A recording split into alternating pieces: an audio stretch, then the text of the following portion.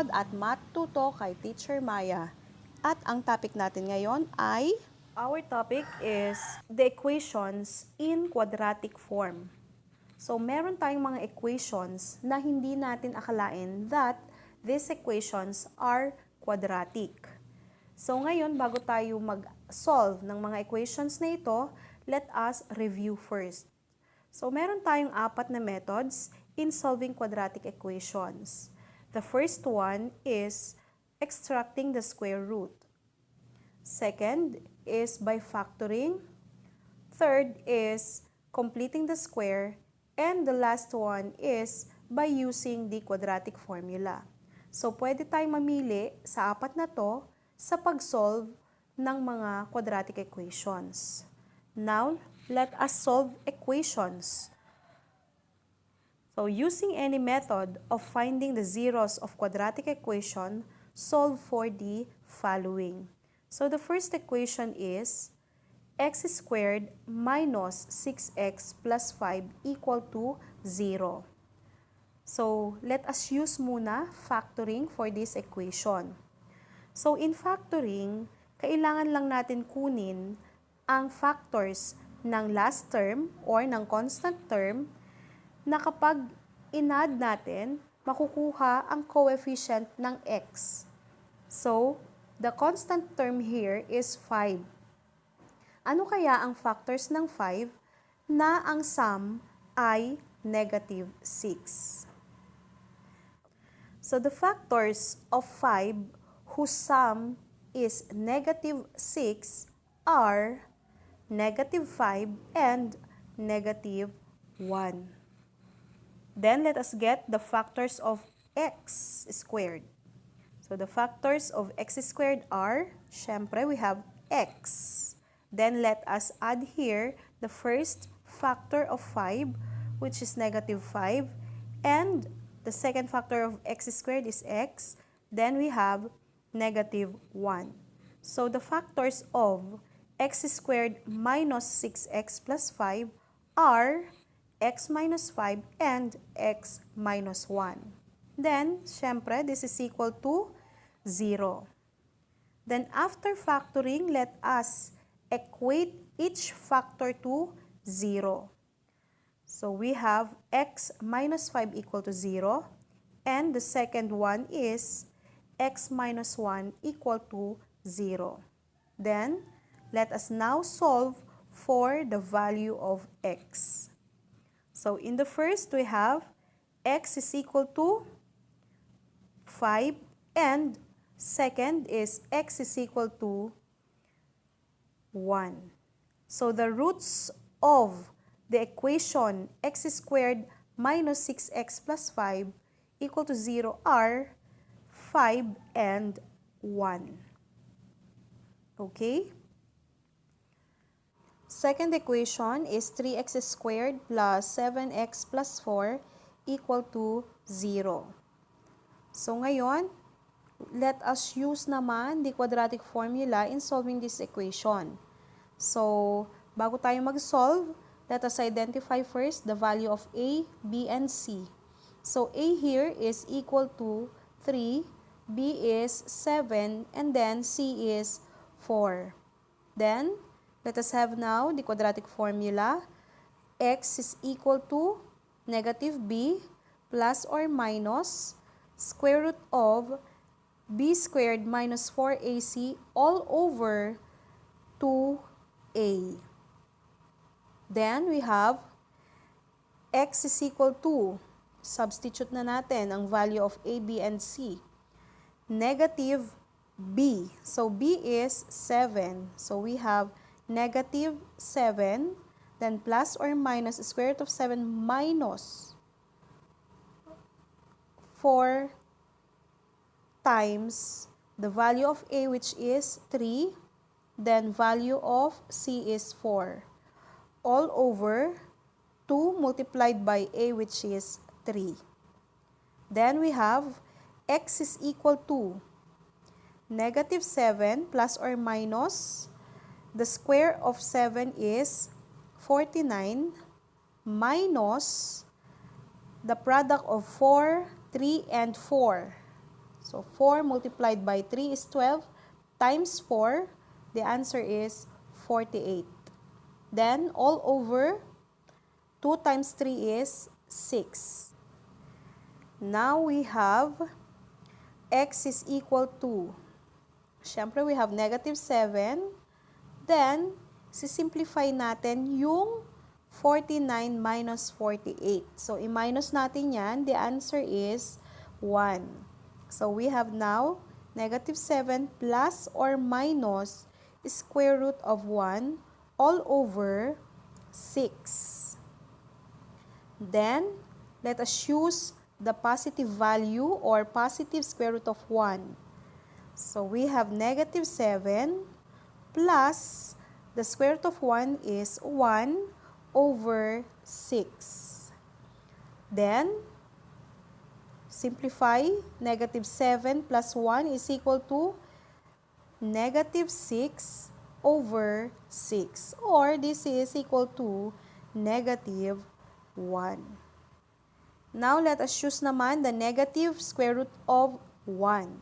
So, x negative is equal to negative 7 minus 1 over 6. So, negative 7 minus 1 is equal to negative 8, then over 6. Then this is equal to negative 4 over 3.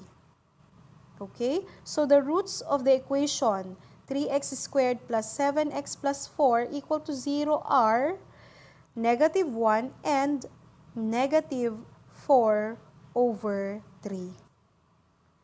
Now, let us proceed to our lesson. So, tandaan, some equations which are obviously not quadratic equation in form may be solved using the same methods as in a quadratic equation after performing a few substitutions or simplifying the whole equation. Okay, first example is x plus 8 over x minus 2 is equal to 1 plus 4x over x minus 2. So, kapag ganito ang given, ang gagawin lang natin is multiply both sides of the equation by the LCD. So, ano ba ang LCD natin dito? The denominator of x is 1. Then 8 is x minus 2. 1 is 1. And then 4x is x minus 2. So, ang LCD natin is what? X minus 2. So, multiply lang natin ang equation na yan by the LCD which is x minus 2. Then, use the distributive property of multiplication. So, let us multiply x by the LCD which is x minus 2. So, the product now is x times x minus 2. Then, second is 8 over x minus 2 times x minus 2. So, pwede natin i-cancel ngayon ang x minus 2 and x minus 2. So, ang matitira na lang is 8. Okay. Then, this is equal to, multiply natin si 1 by x minus 2. The answer is x minus 2. So, ngayon, we have naman 4x over x minus 2 times x minus 2. So, pwede natin i-cancel ang x minus 2 and x minus 2. So, ang matitira na lang is 4x. Ngayon, simplify natin to by removing the grouping symbols. So, again, let us choose the distributive property of multiplication to get the product of x and x minus 2. So, x multiplied by x is x squared. Then, x times negative 2 is negative 2x. Then, plus 8. Then, this is equal now to x minus 2 plus 4x. So kung mapapansin ninyo, dito sa right side, meron tayong similar terms. We have x and 4x. So pwede nating i-add yan and the answer is 5x. Okay, ngayon lipat na natin sila lahat sa left. So we have x squared minus 2x plus 8. Then, lilipat natin si positive 5x. So, magiging negative 5x. Then, negative 2 will become positive 2. Then, of course, this is equal to 0. Then, again, meron tayong similar terms dito. We have negative 2x and negative 5x. So, pag pinagsama natin yan, that is equal to negative 7x. So, now we have x squared minus 7x. Then, the sum of 8 and 2 is 10. Then, this is equal to 0. Okay, so we have now a quadratic equation. So, let us solve this equation now by factoring. So, x squared minus 7x plus 10 equal to 0. Ano ngayon ang factors ng 10 whose sum is negative 7? So, we have negative 5 and negative 2. So, ngayon, the factors are x minus 2 and x minus 5 equal to 0. Then, let us equate each factor to 0. We have x minus 2 equal to 0. And the second one is x minus 5 equal to 0. Then, solve for the roots of the equation. We have now x is equal to 2 and x is equal to 5. So, the roots of the equation now are 2 and 5. Naintindihan? Second example, we have 4 over x minus 5 over x plus 3 equal to 1. So, the LCD here is what? We have x and x plus 3. So, multiply both sides of the equation by the LCD. So, gagamitin natin dito ang distributive property of multiplication. So, multiply x, quantity x plus 3 by 4 over x. So, ngayon, pwede natin gamitin ang cancellation. So, cancel lang natin ang x and x. So, ang matitira na lang ay x plus 3 and 4. So, multiply natin yan. We have now 4 multiplied by x plus 3. Then, susunod naman, i-multiply natin ang LCD by 5 over x plus 3. So, pwede ulit tayong mag-cancel. We have x plus 3 and x plus 3. So, ang matitira ngayon ay x and 5. So, we have minus 5x. So, next is x quantity x plus 3 multiplied by 1. So, this is equal now to x quantity x plus 3. So, now let us remove the grouping symbols.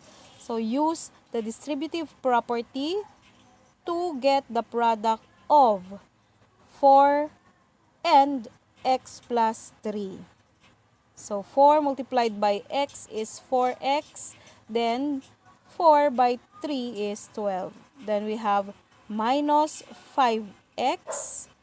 Then, this is equal now to the product of x quantity x plus 3, which is x squared plus 3x. So, kung papansinin nyo dito sa left side, meron tayong similar terms. We have 4x and negative 5x.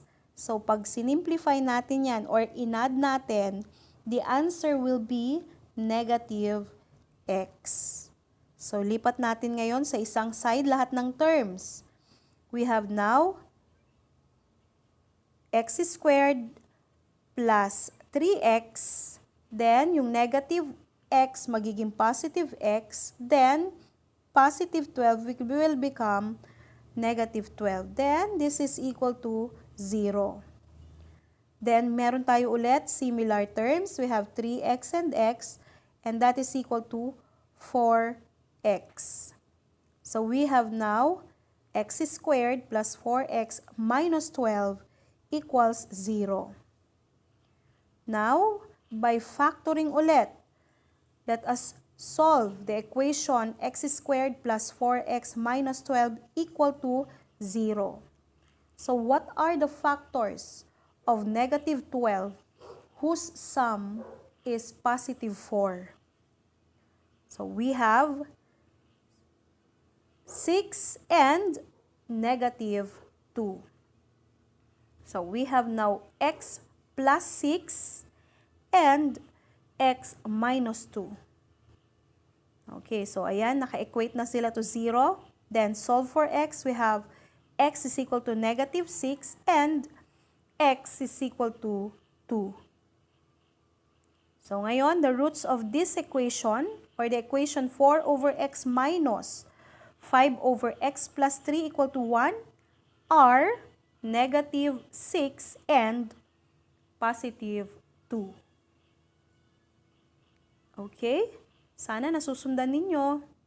Ayan, sana ay may natutunan kayo ngayong araw na to kay Teacher Maya. At tandaan, life is a math equation. In order to gain most, you have to know how to convert the negatives into positives. Thanks for watching.